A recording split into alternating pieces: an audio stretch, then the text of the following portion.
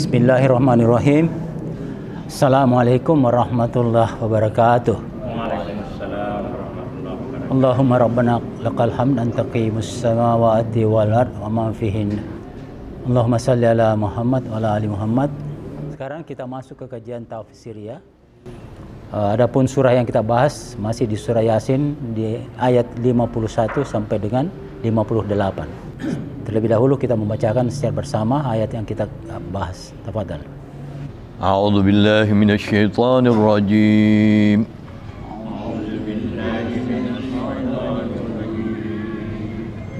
Wa nufikha fis suduri fa idza hum minal ajdasi ila rabbihim yansilun.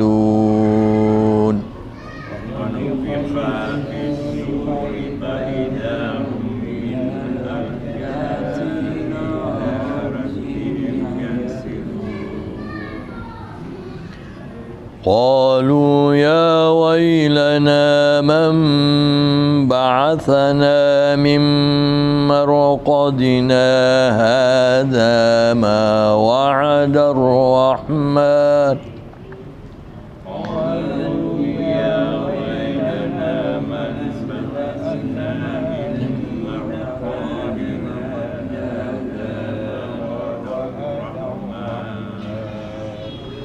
وصدق المرسلون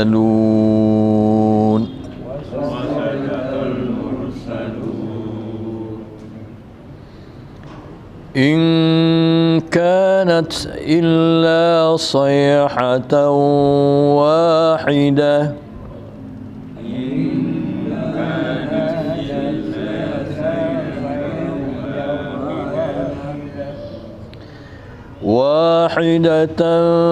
فإذا هم جميع لدينا محضرون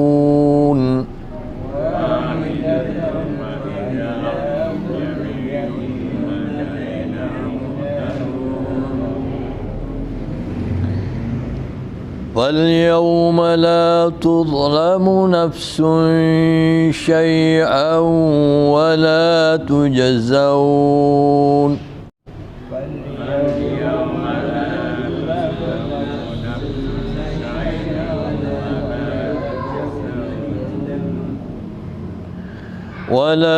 تجزون إلا ما كنتم تعملون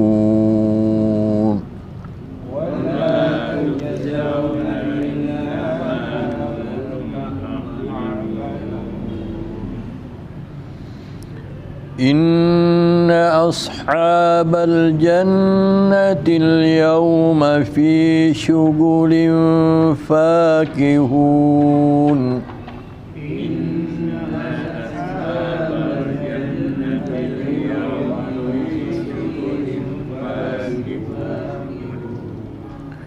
هم وأزواجهم في ظلال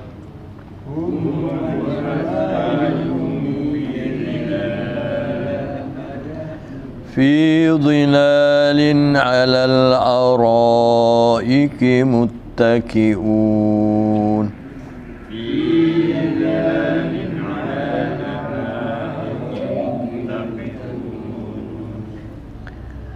لهم فيها فاكهة ولهم ما يدعون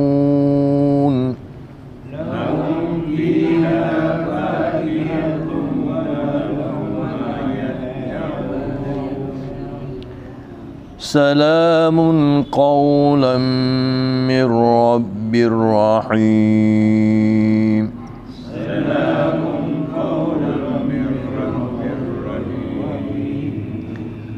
سلام قولا من رب رحيم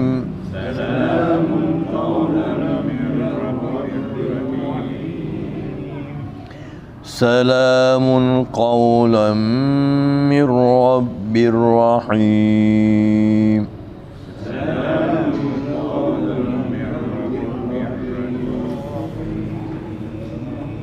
Sadaqallahul azim.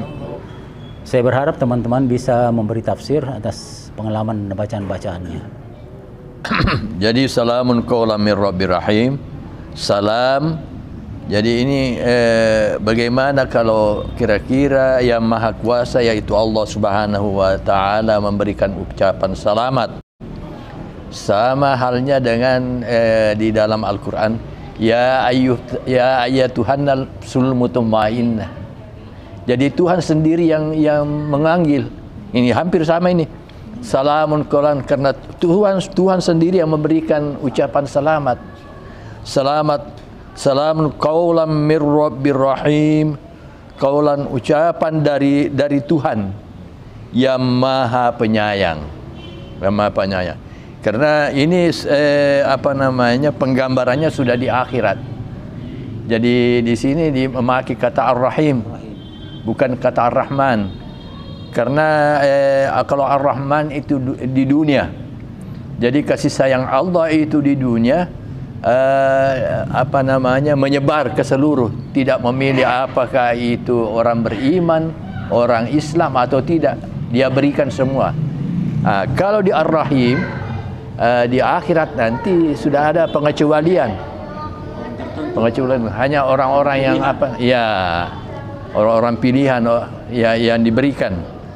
Jadi di sini kembali kepada Ar-Rahman Ar-Rahim, dia juga di dunia. Ar-Rahman Ar-Rahim, dia juga di akhirat. Jadi kembali kepada Malikil Yaumiddin, dia memiliki hari kemudian. Jadi saya pikir itulah yang sekedar. Assalamualaikum warahmatullahi wabarakatuh. Di surat Yasin ini memang orang bilang kalbunya Al-Quran, ya, hatinya Al-Quran. Di sini sudah dijanjikan semua. Jadi siapa yang berbuat salah akan kelihatan ganjarannya, dan siapa yang berbuat kebaikan, itulah akan dia dapatkan di akhirat. Akhirnya Allah mengucapkan itu tadi, salamun qaulan mir rabbir rahim. Luar biasa ini salam ini. Tidak ada lagi barangkali salam yang paling tinggi derajatnya, ini salam. Selamatlah kalian ini yang Maha Pengasih, yang kasih salam. Surat Yasin memang banyak sekali dibaca di kalangan majelis, terutama majelis taklim, karena merupakan banyak yang menggunakan atau mengambil faedah dari surat Yasin ini sebagai penyelamat, sebagai rujukan untuk berbuat yang terbaik di antara umat kita. Bagaimana hablum minallah dan hablum minannas yang selama ini. Jadi di situ ada petunjuk-petunjuk di dalamnya. Ini pernah suatu saat saya itu membaca surat Yasin malam Jumat itu, waktu datang teman, loh kok baca surat Yasin? Iya, saya baca surat Yasin. Itu anunya Pak, dia tanya, itu apa dalilnya? Itu ada dalilnya, itu memang itu surat Yasin. Itu dalilnya, tolong itu dalilnya itu yang bagaimana? Karena saya tidak hanya saya membaca dan jelas itu surat Yasin. Saya itu tekun saya baca karena pernah saya di usia saya 40 tahun, itu sama sekali tidak bisa baca itu bahasa Arab, tidak aku tahu Pak. Nanti saya baca surat Yasin, semua 2 minggu semua aku tahu semua. Iya. Jadi saya tekun itu biasa baca surat Yasin. Jadi ini yang pertanyaan saya, memang itu surat Yasin ada dalilnya? Ya tolong itu saja Pak Ustaz. Karena ada yang tanya, saya hanya membaca, tidak tahu itu. Saya tidak bisa juga memberikan kepada saya tidak tahu jawabannya apa, saya jawabkan. Ya, Assalamualaikum warahmatullahi wabarakatuh. Mengenai surat Yasin ini memang ada beberapa pandangan ulama yang berbeda-beda Pak. Ya, bahkan ada yang mengatakan bahwa Yasin ini hatinya Al-Quran. Ada juga mengatakan banyak keutamaan-keutamaannya ketika dibaca. Ya, tapi tidak sedikit juga ulama yang mengatakan bahwa seperti tadi Bapak bilang itu banyak yang apa namanya tidak ada dalilnya begitu. Seperti misalnya mengirimkan Yasin kepada orang meninggal, membacakan Yasin di kuburan. Itu apa namanya, sebagian ulama menyatakan sunnah begitu, tapi sebagian ulama yang lain juga menyatakan tidak ada dalilnya. Dan bahkan seperti apa namanya, malam Jumat itu ada, biasa kita mengatakan yasinan, tapi ada juga yang menyatakan bahwa sebenarnya yang disunnahkan itu dibaca surah Al-Kahfi pada malam Jumat, bukan Yasin. Jadi ini apakah bagaimana kita dalam menyikapi perbedaan pendapat seperti ini, Pak Ustaz? Iya.